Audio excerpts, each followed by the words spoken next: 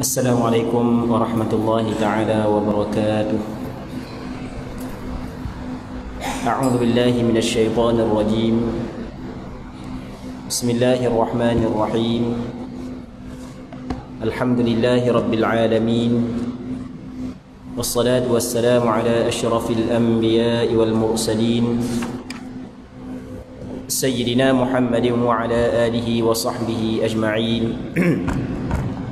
Allahumma rabbi syrah li sadri wa yassir li amri wahlul 'uqdatam min lisani yafqahu qawli wa la hawla wa la quwwata illa billahil 'aliyyil 'azim. Allahumma anfa'na bima 'allamtana wa 'allimna ma yanfa'una wa 'allimna ma jahilna wa dhakkirna ma nusina. Insyaallah kita sambung balik pengajian kitab Al-Adhkar An-Nawawiyah yang dikarang oleh Imam Nawawi rahimahullahu subhanahu wa ta'ala wa nafa'ana Allahu bi'ulumihi fid darain amin.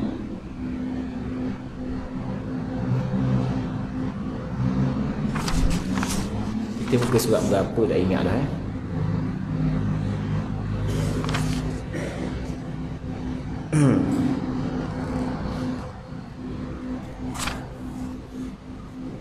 Okey, kita muka surat 93. Katanya sabda Nabi sallallahu alaihi wasallam, wasyarru laysa ilaik.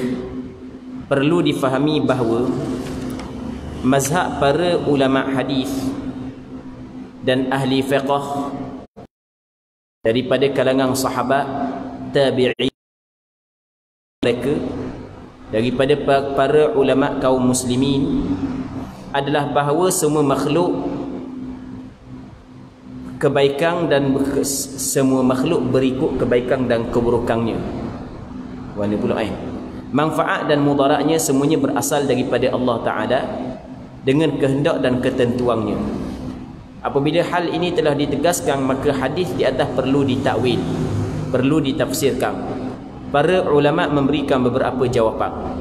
Pertama, pendapat ini yang paling masyhur dikatakan oleh An-Nadhr bin Shumail dan para imam setelahnya, bahawa keburukan tidak digunakan sebagai media atau kemudahan untuk mendekatkan diri kepadamu. Kedua, keburukan tidak naik kepadamu. Yang naik kepadamu hanyalah perkataan yang baik. Ketiga, keburukan tidak dinisbahkan kepadamu sebagai adab sopan santun sehingga tidak dikatakan wahai zat pencipta babi, walaupun Allah adalah penciptanya. Keempat, bukanlah keburukan jika dibandingkan dengan hikmahmu, kerana engkau tidak menciptakan sesuatu secara sia-sia. Muslimin muslimat yang dirahmati oleh Allah Subhanahu wa ta'ala.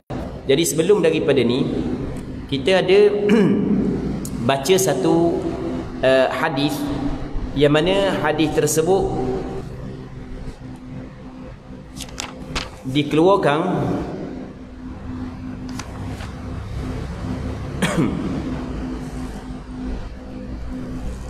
okey. Jadi hadis tersebut sebelum daripada ni, dia banyak beberapa hadis sebelum daripada ni, yang mana antara bacaan yang Nabi baca di dalam doa iftitah adalah wasyarru laysa ilaik. Kalau kita boleh tengok pada muka surat 91, dia ada satu bacaan yang Rasul baca di dalam doa iftitah, yang mana dalam bacaan tersebut ada perkataan wasyarru laysa ilaik. Maksud dia wasyarru laysa ilaik, maksudnya kejahatan bukanlah kepada engkau ya Allah. Maka itu makna dia, kejahatan bukan kepadamu. Maka ulama ataupun Imam Nawawi dia cuba menjelaskan makna bagi perkataan tersebut. Kata Imam Nawawi, sepakat ulama di kalangan sahabat, di kalangan tabi'in, dan ulama yang datang setelah daripada tabi'in, ulama hadis, ulama fiqh, mengatakan bahawasanya baik dan buruk semuanya datang daripada Allah Subhanahu wa ta'ala. Baik, jadi ketika mana baik dan buruk semuanya datang daripada Allah, tiba-tiba dalam hadis ni Rasulullah kata wasyarru laysa ilaik, dan kejahatan itu bukan kepadamu ya Allah. Jadi nampak pada zahir ada sedikit percanggahan. Baik, Maka kata Imam Nawawi sebenarnya tidak ada percanggahan. Sebab dia tidak ada percanggahan, yang dimaksud kejahatan bukanlah kepadamu ya Allah, maksudnya adalah kejahatan itu, maksudnya perkataan ni ada beberapa penafsiran. Antara penafsiran ni adalah yang pertama, kejahatan itu bukanlah suatu yang dapat hamba mendekatkan diri dia kepadamu ya Allah. Itu maksudnya wasyarru laisa ilaik, kejahatan itu bukan kepadamu, maksudnya adalah kejahatan itu bukanlah suatu benda yang hamba dapat mendekatkan diri kepadamu. Hak yang hamba dapat mendekatkan diri kepada Allah bukan kejahatan, bukan dengan kebaikan. Maka itu pendapat yang pertama. Yang keduanya adalah yang dimaksud dengan kejahatan bukan kepadamu, maksudnya kejahatan dia tidak naik kepada Allah Subhanahu wa taala. Hak yang naik kepada Allah adalah kebaikan. Ilaihi yas'adul kalimut thayyib, dalam ayat Quran, kepada Allah naik perkataan hak yang baik. Perkataan yang buruk tidak naik kepada Allah Subhanahu wa taala. Itu yang kedua. Yang ketiga, keburukan yang dimaksud tidaklah kejahatan kepada engkau, maksudnya kejahatan tidak boleh dinisbahkan kepada Allah Subhanahu wa taala. Ini daripada sudut beradab. Jadi kita kena jaga adab kita dengan Allah. Walaupun kebaikan dan keburukan semuanya datang daripada Allah, akan tetapi daripada sudut perkataan percakapan kita kena beradab. Tidak boleh kita kata kejahatan saat itu daripada Allah, tu daripada sudut beradab. Sebab itulah dalam Al-Quranul Karim Allah Subhanahu wa taala menceritakan perkataan Nabi Ibrahim alaihissalam. Tengok Nabi Ibrahim beradab. Ketika Nabi Ibrahim menceritakan, apabila aku sakit maka Allah Taala yang menyembuhkan aku, wa idza maridtu fahuwa yashfi. Apabila aku sakit, Nabi Ibrahim tidak kata apabila Allah Taala menyakitkan aku. Tak. Nabi Ibrahim mensandarkan sakit itu kepada diri dia. Tetapi dalam masalah kesembuhan, fahuwa yashfi, Allah Taala yang memberi kesembuhan kepada aku. Jadi dalam masalah kesembuhan, benda yang baik dinisbahkan kepada Allah Subhanahu wa taala. Begitu juga dalam surah Jin, Allah Subhanahu wa taala menceritakan tentang perkataan jin, wa anna la nadri asyarrun urida biman fil ardi am arada bihim rabbuhum rasyada. Dan bahawasanya kami la nadri, kami tidak tahu, wa anna la nadri asyarrun urida biman fil ard, adakah kejahatan yang dikehendaki kepada penghuni bumi, am arada bihim rabbuhum rasyada, ataupun Allah Taala Tuhan mereka itu yang menghendaki kepada mereka itu petunjuk. Dalam masalah kejahatan, dia kata ni, kami tidak tahu adakah kejahatan yang dikehendaki tanpa dia nisbahkan kejahatan kepada Allah. Kami tidak tahu adakah kejahatan dikehendaki kepada penghuni bumi, ataupun Tuhan mereka itu menghendaki petunjuk. Dalam masalah petunjuk, dia nisbahkan kepada Allah Subhanahu wa taala. Baik. Ni sebab dia Allah Ta'ala nak ajar supaya kita beradab dalam bercakap. Tapi pada hakikatnya sama ada baik ataupun buruk, semuanya datang daripada Allah. Allah Subhanahu wa taala berfirman, qul kullum min indillah, kata oleh Muhammad Muhammad, kesemua datang daripada Allah Subhanahu wa taala. Dalam ayat yang lain Allah Subhanahu wa taala berfirman, wallahu khalaqakum wa ma ta'malun, Allah Ta'ala menciptakan kamu dan kesemua. Apa tak makna kesemua? Sebab ma ni kalau orang belajar dalam ilmu tata bahasa Arab dipanggil ma isim mausul. Ma isim mausul dipanggil, kalau dalam usul fiqh dipanggil min siyaghil umum, di antara lafaz yang menunjuk di atas umum. Allah SWT menciptakan kamu, wa ma ta'malun, dan kesemua apa yang kamu buat, tak kira baik ataupun buruk, semuanya Allah Subhanahu wa taala yang jadikan. Maka tiba-tiba ada perkataan daripada Rasulullah, wasyarru laisa ilaik, kejahatan itu bukan kepada engkau ya Allah. Maka di sinilah ulama cuba menafsirkan, cuba mentakwilkan perkataan Rasulullah supaya sesuai dengan dalil-dalil yang lain yang lebih banyak lagi. Antaranya ayat-ayat yang kita baca saat ni. Muslimin muslimat yang dirahmati oleh Allah Subhanahu wa taala. Seterusnya inilah zikir di dalam doa iftitah. Hak yang dia cerita sebelum daripada ni, hak yang kita baca lah, rasanya berapa, seminggu dah ke 2 minggu dah, tak ingat dah. Seminggu. Dua. Seminggu lebih dah. Seminggu lebih. Ni zikir dalam doa iftitah. Sebab hak yang seminggu lebih ni kena tengok mula. Hak seminggu lebih sebab tak ingat dah. Banyak sangat. Semua saat ni tu doa iftitah. Dianjurkan untuk menggabungkan semuanya bagi orang yang solat sendiri. Kalau orang solat sendiri, dianjurkan, digalakkan dibaca belaka kalau sembahyang seorang diri. Dan kalau sembahyang berimam, kalau kita jadi tu imam, tak bolehlah kita nak baca belaka, sebab tu imam ni mesti kena jaga makmum, tidak boleh panjang. Nabi sallallahu alaihi wasallam melarang tu imam memanjangkan sembahyang, kerana di belakang tu imam ada orang yang lemah, ada orang yang mempunyai hajat, ada orang yang sakit. Jadi tu imam dia kena jaga.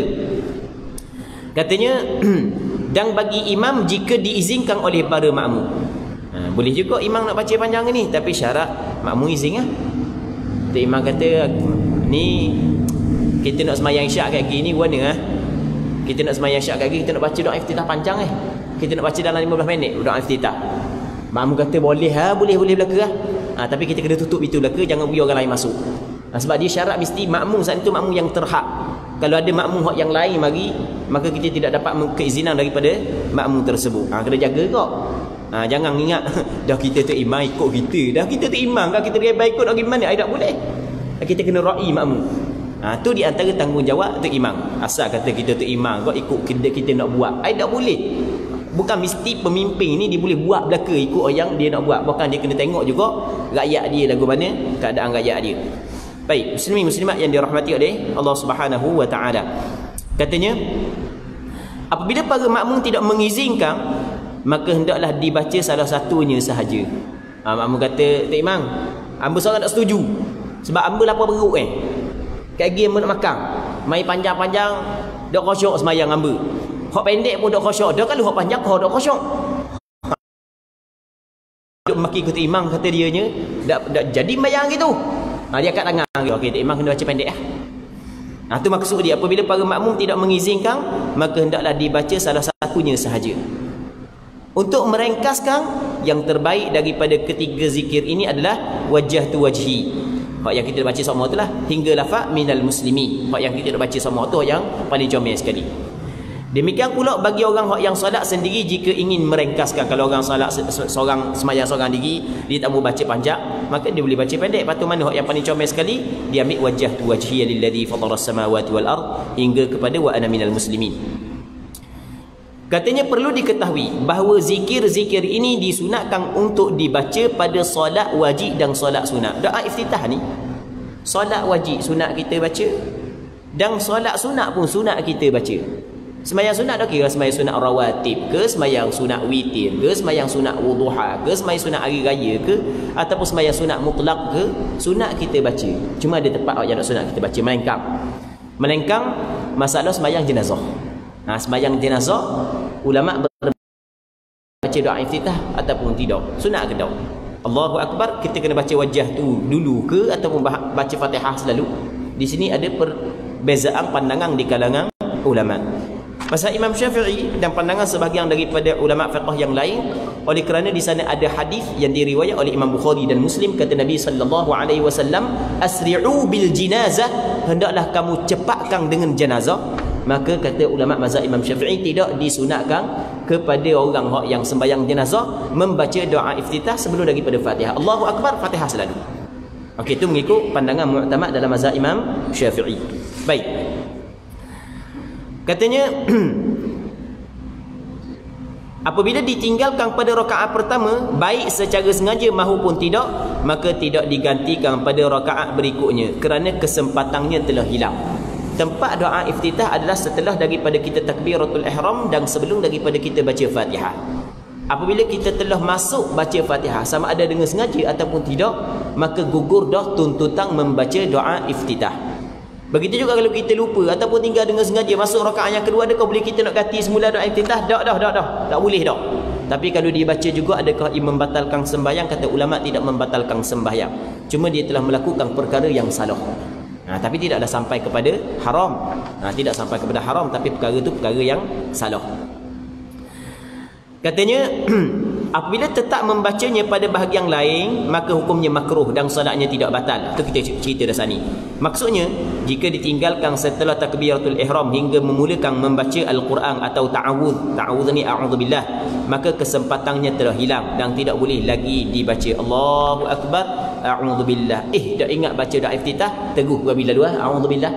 Tak perlu undur balik sebab habis dah tempat dia. Okey. Itu kita kena faham, muslimin muslimat yang dirahmati oleh Allah Subhanahu wa taala. Di sama juga sama juga masalah mengangkat takbir yang sunat pada sembahyang hari raya. Dia sunat kita takbir sebanyak 6 kali setelah daripada takbiratul ihram. 6 kali kan? Selepas daripada takbiratul ihram. Aku dah ingat dah, betul dah. Sudah.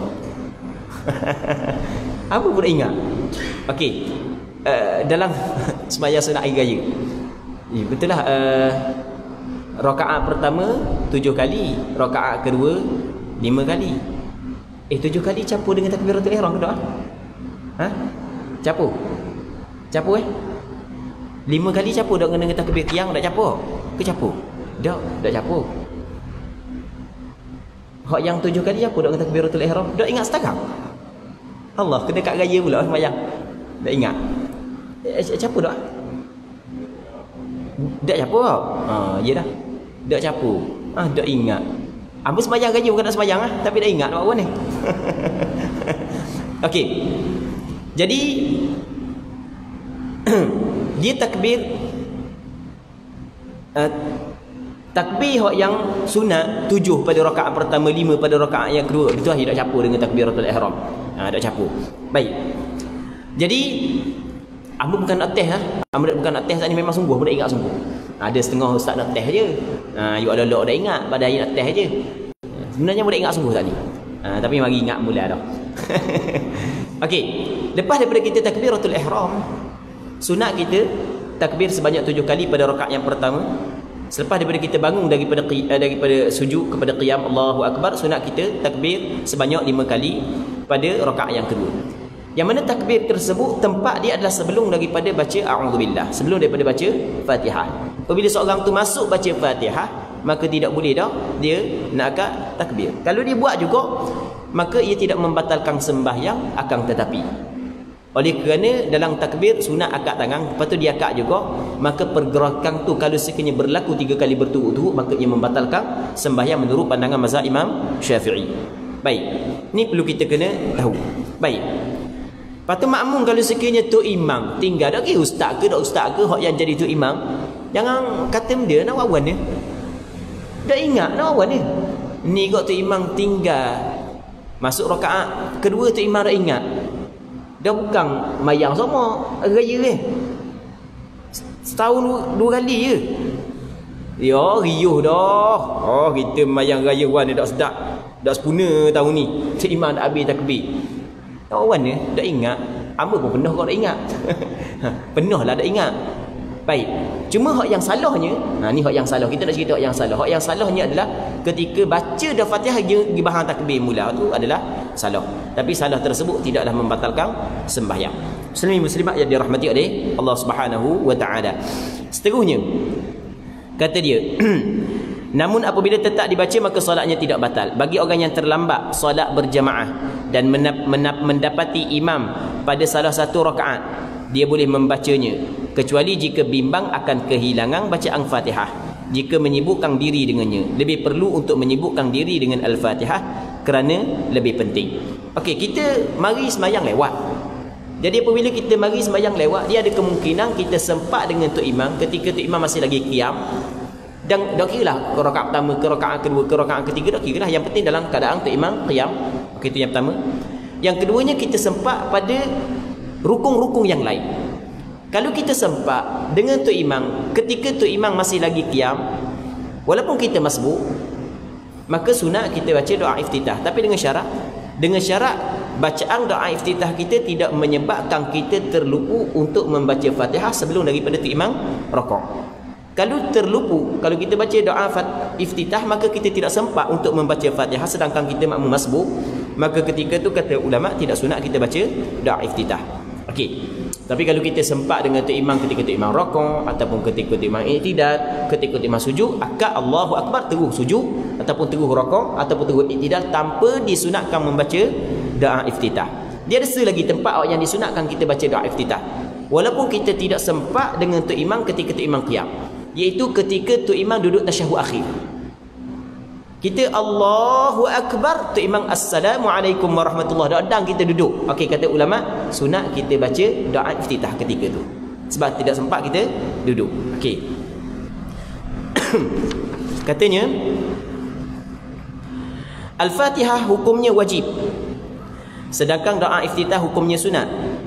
Apabila mendapati imam pada keadaan selain berdiri, mungkin di waktu rakaat, sujud atau tasyahud, maka dia melakukan takbiratul ihram, kemudian membaca zikir yang dibaca oleh imam, terus pergi kepada tempat tu imam duduk. Tidak membaca doa iftitah ketika itu atau setelahnya. Tak perlu dah baca doa iftitah. Luput dah atau menggugur tuntutan doa iftitah bagi dia. Siapa suruh bagi lewat? Okey, ke semua kawan-kawan kami, ya terjemah lagu ni pula. Ke semua sahabat-sahabat kami, maksudnya ulama mazhab Imam Syafi'i, berbeza pendapat tentang sunat membaca doa iftitah pada solat jenazah. Yang paling benar adalah bahawa doa iftitah tidak disunatkan pada solat jenazah, kerana solat jenazah perlu dilakukan dengan cepat. Dia kata harus dilakukan dengan ringan. Dia sebenarnya bukan harus, perlu dilakukan dengan cepat. Perlu difahami bahawa doa iftitah hukumnya sunat, bukan wajib. Jika ditinggalkan, tidak diganti dengan sujud sawi, kerana doa iftitah adalah sunat hayat, bukan sunat ab'ad. Disunatkan membacanya dengan suara perlahan. Apabila dibaca dengan suara kuat, hukumnya makruh meskipun solatnya tidak batal. Okey, itu berkait dengan doa iftitah. Kita masuk dalam perbahasan baru, iaitu perbahasan ta'awudz setelah daripada doa iftitah. Ta'awudz maksudnya membaca a'udzubillahi minasyaitanir rajim. Bacaan ta'awudz setelah doa iftitah disepakati hukumnya sunat. Bacaan tersebut adalah pembukaan bagi bacaan Al-Quranul Karim. Dalilnya Allah Subhanahu wa taala berfirman, "Fa idza qara'tal Qur'ana fasta'id billahi minasyaitanir rajim." Maksudnya, apabila kamu membaca Al-Quran, kamu hendaklah meminta perlindungan kepada Allah daripada syaitan yang terkutuk. Menurut sebahagian besar ulama, maksudnya adalah apabila anda hendak membaca Al-Quran, mulalah dengan membaca ta'awudz. Maksud ta'awudz adalah a'udzubillahi minasyaitanir rajim. Muslimin muslimat yang dirahmati oleh Allah Subhanahu wa taala. Baik, selepas daripada takbiratul ihram, sunat kita baca doa iftitah. Ini semua kita tahu. Selepas daripada kita baca doa iftitah, sebelum daripada kita baca Fatihah, sunat kita baca a'udzubillahi minasyaitanir rajim dengan kesepakatan ulama. Sepakat ulama. Dalilnya Allah Subhanahu wa taala berfirman dalam Al-Quranul Karim, "Fa idza qara'tal Qur'ana fasta'id billahi minasyaitanir rajim." Apabila membaca Al-Quran, maka hendaklah meminta berlindung kepada Allah daripada syaitan yang kena rejam. Cuma ulama berbeza pandangan, adakah sunat membaca ta'awudz pada setiap rakaat ataupun hanya pada rakaat yang pertama? Sini berlaku perbezaan. Untuk rakaat yang pertama, sebelum daripada baca Quran, sebelum daripada baca Fatihah, sepakat tanpa ada khilaf, ulama mengatakan sunat kita baca a'udzubillah. Manakala rakaat kedua, rakaat ketiga, rakaat keempat, ini berlaku khilaf di kalangan ulama.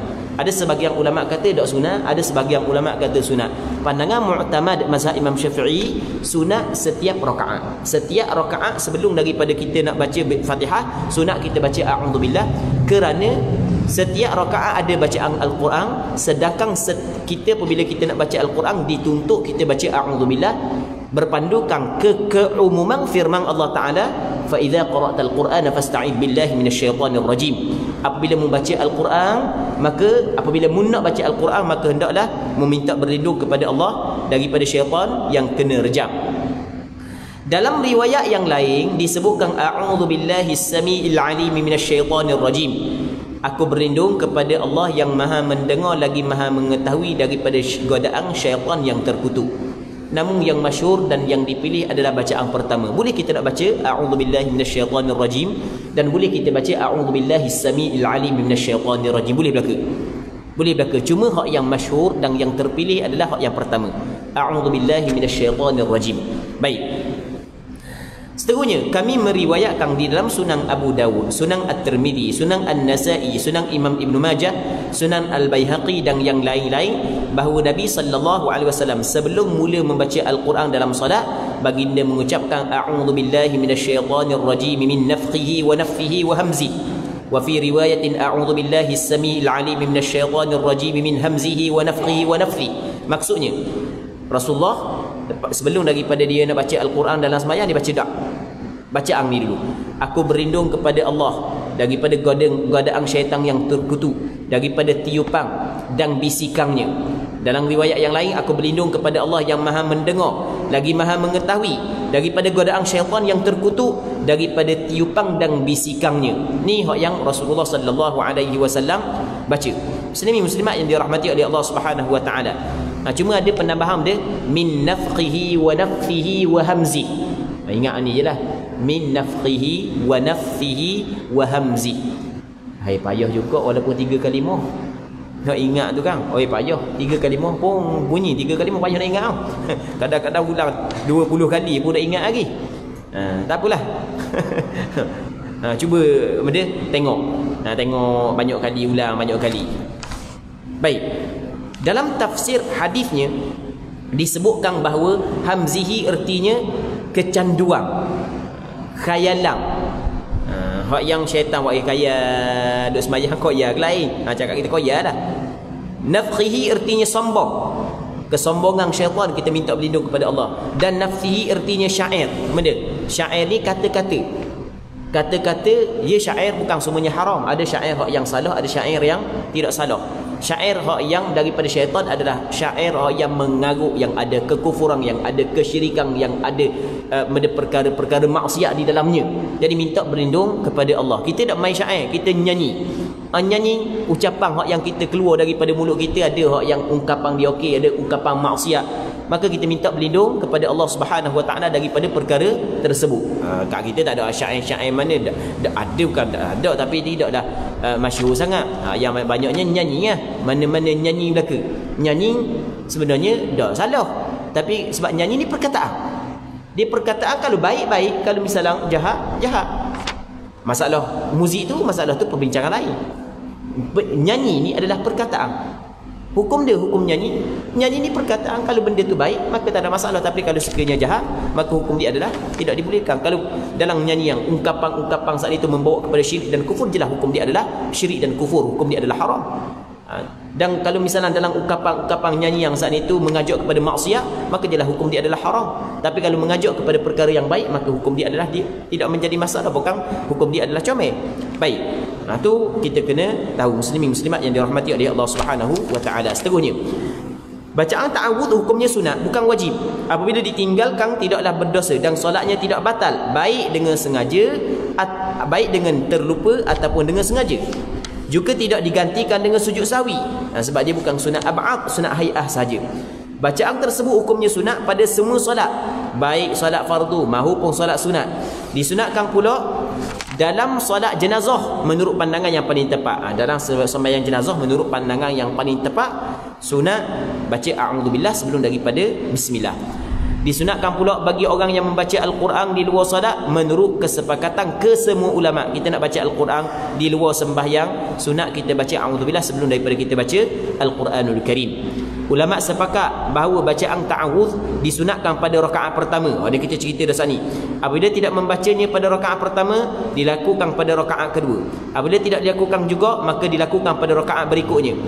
Apabila pada rakaat pertama telah membaca ta'awudz, apakah disunatkan juga membacanya pada rakaat kedua? Dalam hal ini ada dua pendapat dalam kalangan para sahabat kami, ulama mazhab Imam Syafi'i sendiri.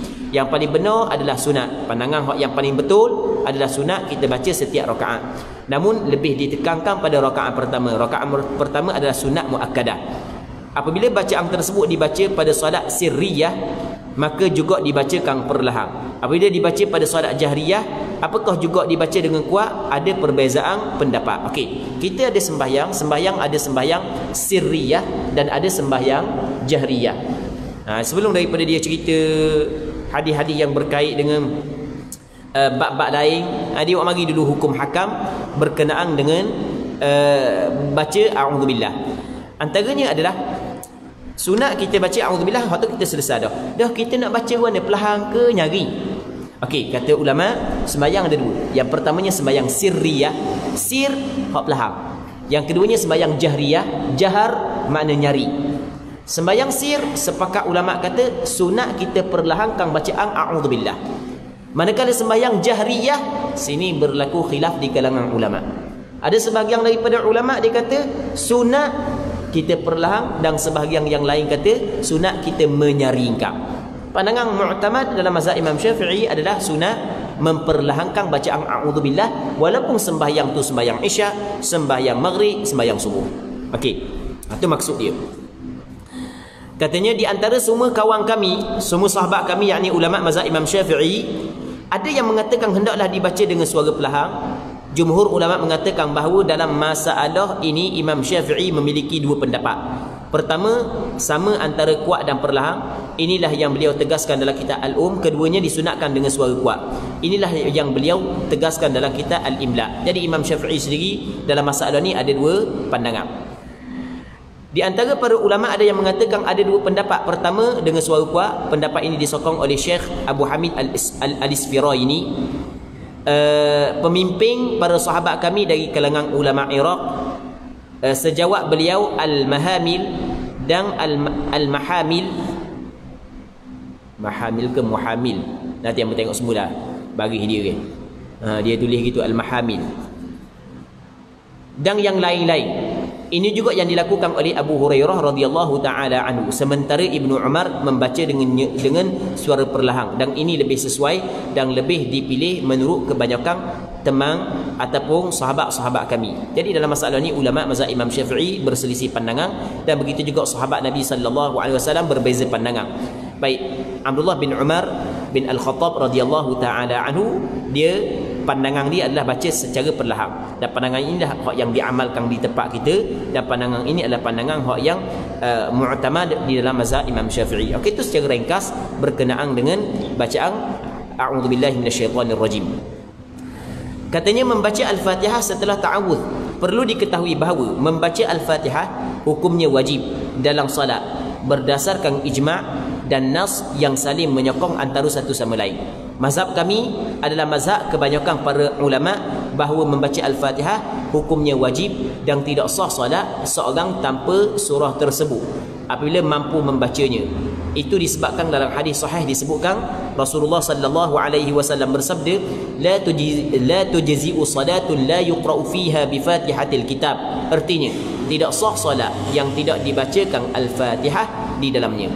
Diriwayatkan oleh Imam Ibn Khuzaimah dan Abu Hatim Ibn Hibban dalam kitab sahih keduanya dengan sanad yang sahih, dan mereka berdua sepakati akan kesahihannya. Muslimin muslimat yang dirahmati oleh Allah Subhanahu wa taala, berkenaan dengan bacaan Fatihah, aku cuba buat ringkasan berkenaan dengan bacaan Fatihah. Ulama sepakat mengatakan orang yang sembahyang wajib dia kena baca Fatihah. Sepakat ulama, tapi ada khilaf. Cuma ulama berbeza pandangan. Adakah bacaan Fatihah menjadi fardu dan rukun sembahyang ataupun tidak? Majoriti ulama mengatakan bacaan Fatihah adalah rukun sembahyang. Orang yang tidak baca Fatihah, sembahyang dia tidak sah. Kalau sekiranya dia mampu baca Fatihah.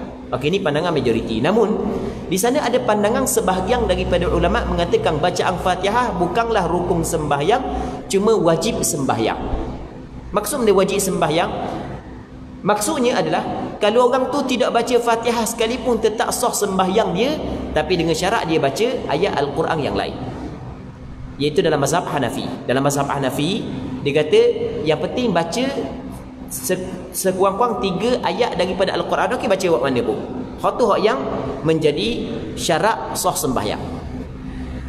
Bagi orang hak yang tidak baca Fatihah tetap sah sembahyang dia, cuma dia melakukan perkara yang salah. Mazhab Hanafi kata salah kau, cuma dia tidak kata rukun, dia tidak kata benda tu sampai ke merosakkan sembahyang. Tapi majoriti ulama mengatakan bukan setakat dosa, bukan setakat salah, bukan merosakkan sembahyang. Okey, itu secara ringkas berkenaan dengan bacaan Fatihah.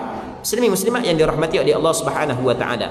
Dalam kitab As-Sahihain maksudnya Bukhari dan Muslim, disebutkan daripada Rasulullah sallallahu alaihi wasallam baginda bersabda, la salata illa bi Fatihatil kitab. Tidak ada salat kecuali dengan membaca Al-Fatihah. Wajib membaca lafaz Bismillahirrahmanirrahim kerana merupakan ayat yang pertama daripada surah Al-Fatihah. Wajib pula hukumnya membaca Al-Fatihah lengkap dengan seluruh harakat tasydidnya yang berjumlah 14. 3 dalam bacaan basmalah dan bakinya terletak selepasnya.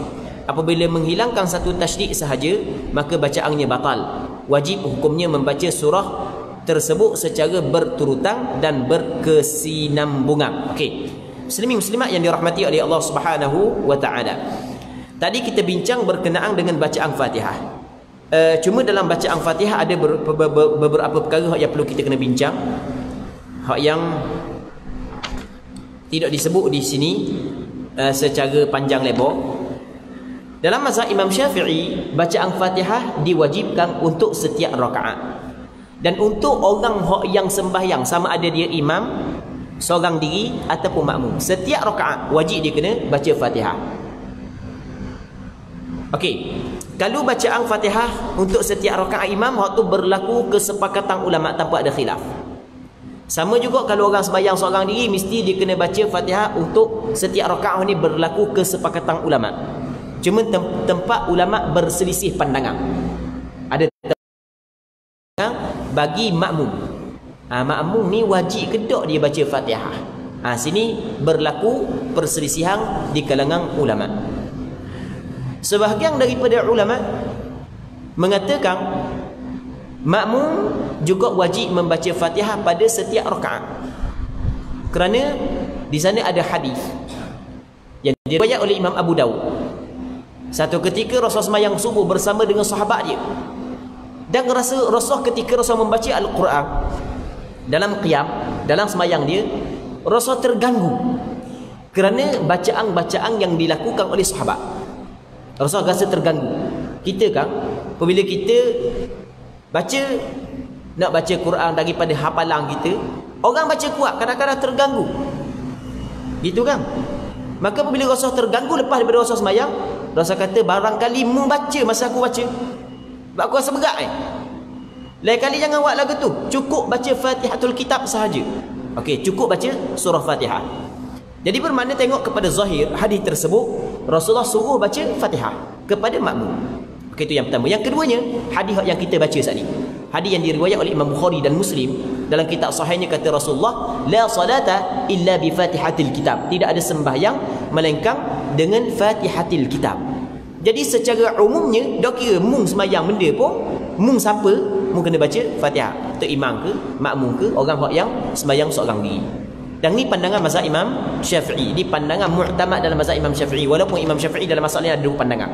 Ni pandangan mu'tamad mazhab Imam Syafi'i. Dan pandangan ni adalah pandangan Sayyidina Umar bin Al-Khattab. Pandangan sahabat Rasulullah nama yang Ubadah bin As-Samit. Pandangan sahabat Rasulullah yang dikenali dengan Abdullah bin Amr bin Al-As. Pandangan sebahagian daripada ulama di zaman tabi'in. Baik. Jadi maksudnya pandangan ni bukan hanya pandangan Imam Syafi'i saja, bahkan ada sebahagian ulama di kalangan tabi'i yang martabat dia adalah sama dengan martabat Imam Syafi'i. Kealiman dia juga berpandangan seperti pandangan Imam Syafi'i, dan begitu juga pandangan sebahagian daripada sahabat. Antaranya yang kita khabar saat ni adalah siapa? Sayyidina Umar bin Al-Khattab, Ubadah bin As-Samit, Abdullah bin Amr bin Al-As. Pandangan Imam Bukhari, Imam Bukhari sama pandangan dengan Imam Syafi'i, wajib kepada setiap orang sembahyang kena baca Fatihah, sama ada dia imam ataupun dia makmum ataupun orang yang sembahyang seorang diri. Begitu juga pandangan Imam Ibn Hazm Al-Zahiri. Baik. Okey, ni pandangan yang pertama yang diamalkan di tempat kita. Pandangan yang kedua, dia tengok sembahyang tu sembahyang sirriyah ke sembahyang jahriyah. Sembahyang yang kuat ke sembahyang pelahap. Kalau sembahyang kuat, ketika tu imam baca kuat, maka tak wajib baca Fatihah. Dengar je tu imam baca. Kalau sembahyang sirriyah, maka wajib baca Fatihah. Ni pandangan yang kedua. Pandangan yang ketiga, pandangan mazhab Hanafi. Pandangan mazhab Hanafi, tak perlu baca Fatihah, sama ada sirriyah ataupun jahriyah. Allahu Akbar, Allahu Akbar, gitu je dalam mazhab Hanafi. Baik. Muslimin muslimat yang dirahmati oleh Allah Subhanahu wa taala. Oleh kerana dalam mazhab Imam Syafi'i, membaca Fatihah dihukumkan ataupun menjadi membaca Fatihah adalah rukun sembahyang, bukan hanya kepada imam dan orang sembahyang seorang diri, bahkan menjadi rukun sembahyang kepada makmum. Maka ada perbincangan yang panjang dalam masalah ni. Maka akhirnya dalam kitab fiqh keluarnya perbincangan berkenaan dengan muwafiq dan masbuk. Sebab ni jadi muwafiq masbuk sebab ni Yang pertama sekali, kita apabila kita jadi makmum, kita terikat dengan hadis Rasulullah. Kata Rasulullah, innama ju'ilal imam liyutamma bi. Sesungguhnya dijadikan imam supaya diikuti. Wajib kita kena ikut tu imam. Fa idza kabbara fakabbiru wa idza raka'a farka'u, kata Rasulullah. Apabila tu imam akad takbiratul ihram, mu wajib kena akad takbiratul ihram. Apabila tu imam raka'a, mu kena raka'a. Sebab itulah kalau orang tu terlambat daripada tu imam dengan sengaja, tanpa ada sebarang keuzuran, maka batal sembahyang dia kerana dia tidak ikut tu imam, sedangkan apa yang diwajibkan kepada dia ikut tu imam. Okey, orang yang sembahyang seorang makmum, wajib dia kena ikut tu imam. Okey, dalam masa yang sama. Oleh kerana Rasulullah khabar dalam hadis yang diriwayatkan oleh Imam Bukhari dan Muslim, la salata illa bi Fatihatil Kitab, tidak ada sembahyang melainkan dengan Fatihah, maka wajib juga tu imam kena baca Fatihah. Okey, kalau makmum akad takbiratul ihram bersama dengan tu imam, tu imam baca Fatihah dia normal biasa, tidak laju sangat, maka tak ada masalah, selesai, mudah je. Tapi hak yang masalahnya makmum mari lewat. Ketika makmum siapa? Tu imam nak rakaat dah.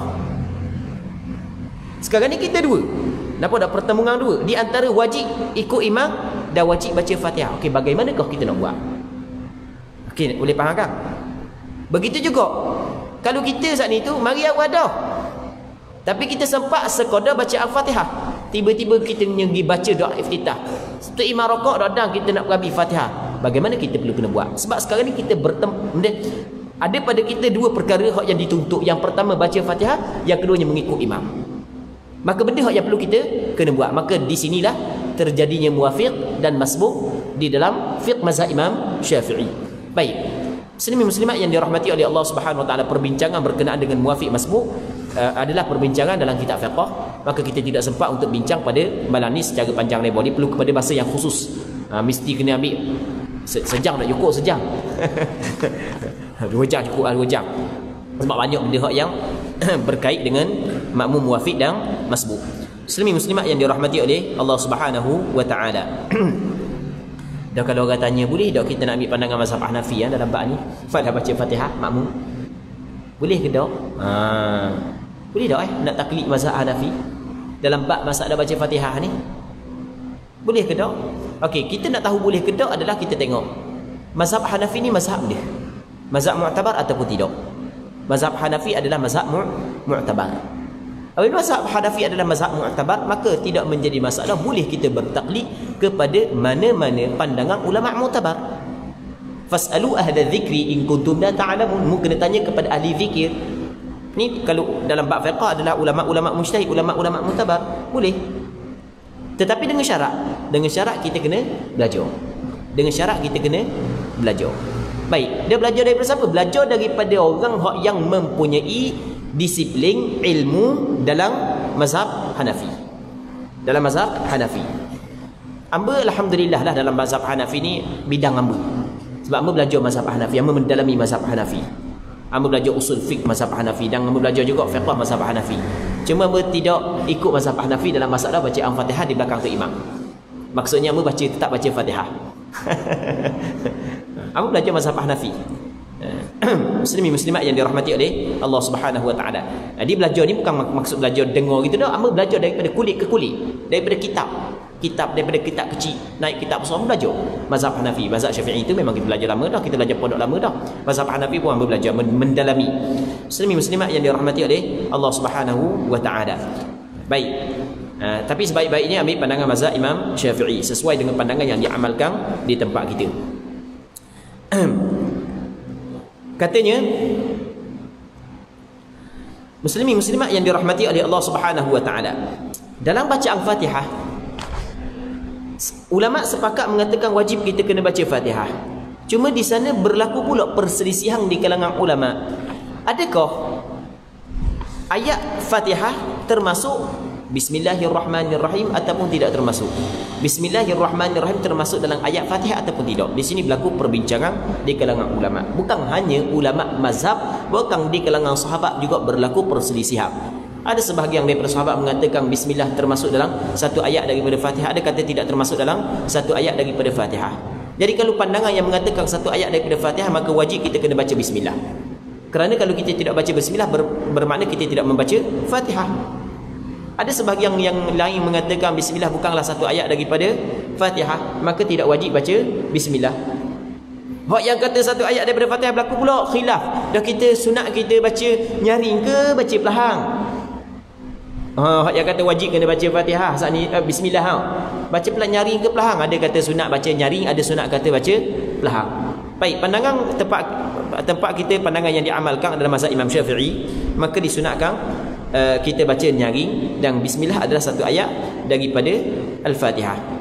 Wajib membaca lafaz Bismillahirrahmanirrahim kerana ia merupakan ayat yang pertama daripada surah Al-Fatihah. Wajib pula hukumnya membaca Al-Fatihah lengkap dengan seluruh harakat. Harakat ni bagi tasydidnya yang berjumlah 14. Kalau kita kira tasydid dalam Fatihah ada 14. 3 dalam baca bismillah. Dalam Bismillahirrahmanirrahim ada 3. Bismillah, hirra, nirra, ada 3. Ada 14 tasydid. Kita kena jaga sebab tasydid ni adalah ganti daripada satu huruf. Orang yang menggugurkan tasydid bermakna dia telah menggugurkan satu huruf daripada Fatihah, maka tidak sah Fatihah dia. Tu kita kena faham. Kena jaga bagi, kena jaga tasydid. Cuma kadang-kadang kalau tasydid, kalau sekiranya gugur tasydid, tak ada tasydid, maka tidak sah Fatihah dia. Tidak, apabila tidak sah Fatihah dia, kalau dia tidak ulang balik, maka membawa kepada tidak sah sembahyang. Itu kena ingat masalah tasydid. Adapun bagi, kalau dia tukar bagi, dia tukar bagi bukan semuanya salah bukan semuanya salah, silap, semuanya salah. Bukan semuanya merosakkan Fatihah, bukan semuanya membatalkan sembahyang. Tukar bagi, dia tukar bagi kadang-kadang dinamakan sebagai lahnun khafi. Kalau orang belajar ilmu tajwid, kadang-kadang dinamakan sebagai lahnun jali. Lahnun maksudnya salah yang sembunyi, yang kecil, dan ada salah yang besar. Salah yang kecil, salah yang besar adalah kalau membawa kepada berubah makna, salah besar. Kalau tak berubah makna, salah kecil. Kita tak tahu berubah makna ke tak, sebab kita bukan orang Arab. Kita kena tanya orang Arab. Tapi orang Arab ni pun tak tahu kau. Maksudnya dia bukan semua orang Arab pandai bahasa cakap Arab. Orang Arab pandai cakap Arab. Bukan semua orang Arab faham bahasa fusha dia panggil. Bukan semua orang Arab pandai bahasa fusha. Kadang-kadang aku punya bahantai juga. Aku pun dia guna perkataan engkau. Contoh kita kata dia kalau dalam bahasa Arab tu makna aku, kalau ta makna engkau. Hak yang nak kata aku ni bahantai, nak kata engkau ni bahan tu. Hak ikut dang agak dia pun. Jadi kita kena tahu orang yang betul-betul pandai lah. Kalau orang yang bukan orang Arab pun, orang yang pernah mendalami ataupun orang yang mendalami ilmu tata bahasa Arab, nahwu dan seumpamanya, dia tahu bahasa Arab. Baik. Jadi dalam ayat Al-Quran dalam surah Fatihah ada pertukaran bagi, ia tidak merosakkan makna, dan ada pertukaran bagi, ia merosakkan makna. Contoh kita contoh ada sebahagian daripada orang di tempat kita, dia baca bismillah, dia baca mana? Bismillahirrahmanirrahim. Dia baca nu. Kalau kita dengar molek nu, tapi sebenarnya dia nak baca ni, tapi oleh kerana dia tidak tahqiqkan kasrah hamzah, dia tidak tepatkan kasrah hamzah sampai ke bunyi nu.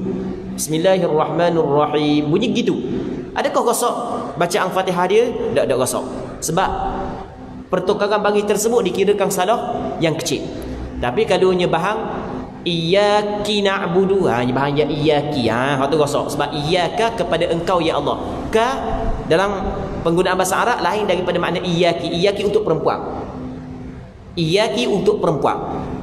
Baik. Jadi iyyaki nyebahang iyyaki na'budu tu tak ada orang buat gitu, tapi kalau ada baca gitu batal sembahyang dia.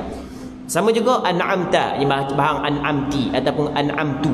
Di an'amta alaihim, engkau beri nikmat. Kalau ta siratal ladzina an'amta alaihim, ta engkau. Kalau ti engkau perempuan, kalau tu aku. Dalam bahasa Arab gitu. Jadi yang tukar tu ta kena baca ta, tak boleh baca ti, tak boleh baca tu. Makna dia lari. Baik. Muslimin muslimat yang dirahmati oleh Allah Subhanahu wa taala.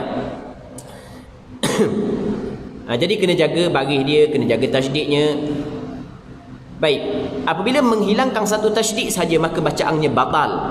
Semayang tak batal lagi mereka kalau dibuat dengan sengaja. Lepas tu semayang batal bila? Ketika dia saat itu tidak baca semula Fatihah.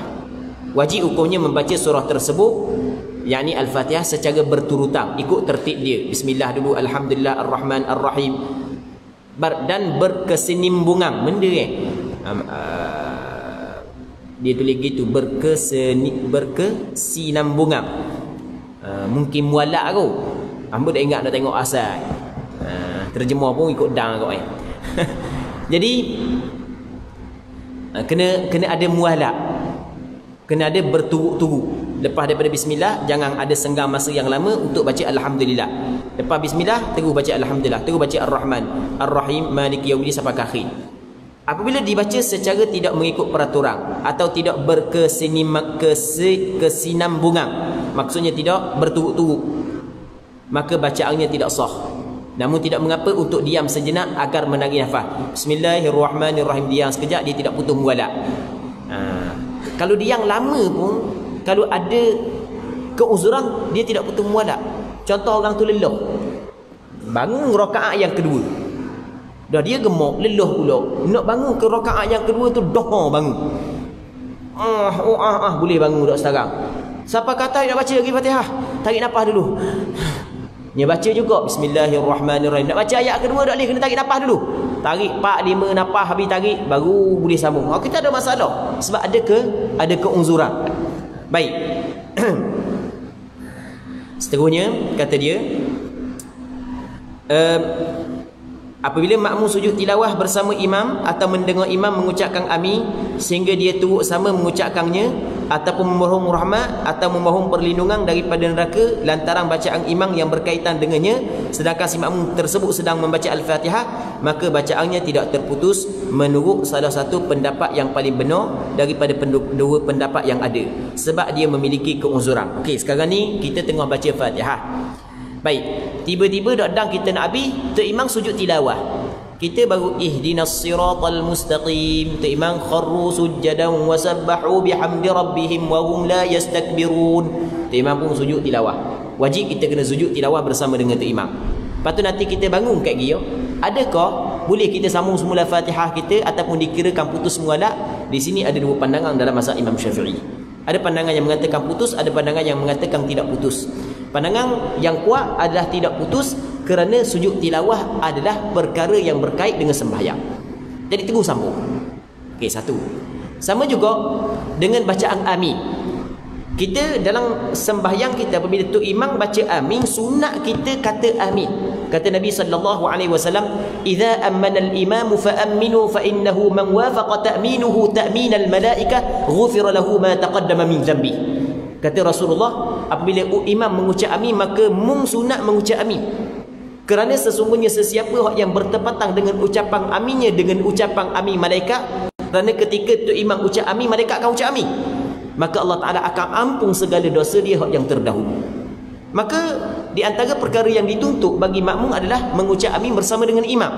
Tengok-tengok dia baca Fatihah baru ihdinas siratal mustaqim, tu imam kata amin, sunat dia baca amin. Adakah bacaan amin tersebut memutuskan muadak Fatihah? Tak, kerana bacaan amin ia ada berkait dengan masalah sembahyang. Sama juga tengok baca Fatihah, tiba-tiba tu imam membaca ayat yang menakutkan. Contohlah kita kata tu imam baca surah Sajdah, kullama nadiyat juluduhum baddalnahum juludan ghairaha liyadhuqul azab. Setiap kali hancur kulit-kulit mereka itu penghuni neraka, kami gantikan kulit yang lain supaya mereka itu merasai azab. Kita baca Fatihah, kita dengar, kita faham, kita pun mari dalam hati kita, Allah Rabbi takutnya, maka kita pun minta dengan perlindungan dengan Allah. Ya Allah, jauhilah aku daripada azab neraka-mu. Jangan bahasa Melayu, bahasa Arab lah. Allahumma inni a'udzubika minan nar. Allahumma inni a'udzubika minan nar. Allahumma qini min adzabin nar. Sebagai contoh kan. Boleh, tak ada masalah. Ia tidak memutuskan muadak Fatihah kerana di antara perkara yang dituntut dalam sembahyang, ketika kita mendengar ayat rahmat, kita minta rahmat daripada Allah. Ketika kita mendengar ayat azab, kita minta berlindung daripada Allah, dengan Allah daripada azab tersebut. Sebagai contoh yang lain, kita dengar Tok Imam baca lagu mana? Yudkhilu man yasha'u fi rahmatih. Allah Subhanahu wa taala memasukkan ke dalam rahmatnya mereka yang Allah Taala kehendaki. Orang yang Allah Ta'ala kehendaki, Allah Ta'ala memasukkan dia ke dalam rahmatnya. Kita minta, Allahumma adkhilna fi rahmatika ya arhamar rahimin. Boleh, ya Allah masukkanlah aku ke dalam rahmatmu.